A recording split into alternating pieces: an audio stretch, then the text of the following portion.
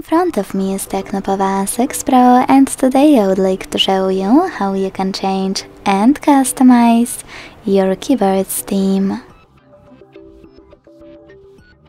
Begin by launching your keyboard and clicking on this icon of a color palette at the top of it.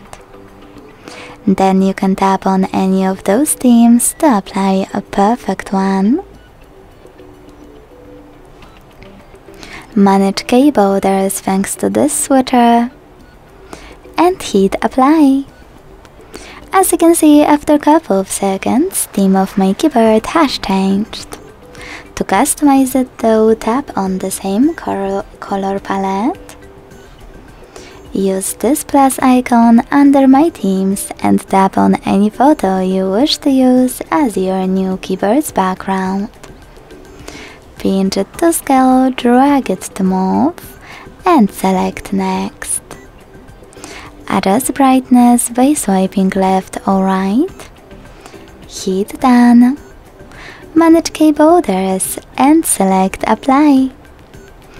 Thanks so much for watching. If you enjoyed this video, don't forget to leave a like, comment and subscribe. Bye!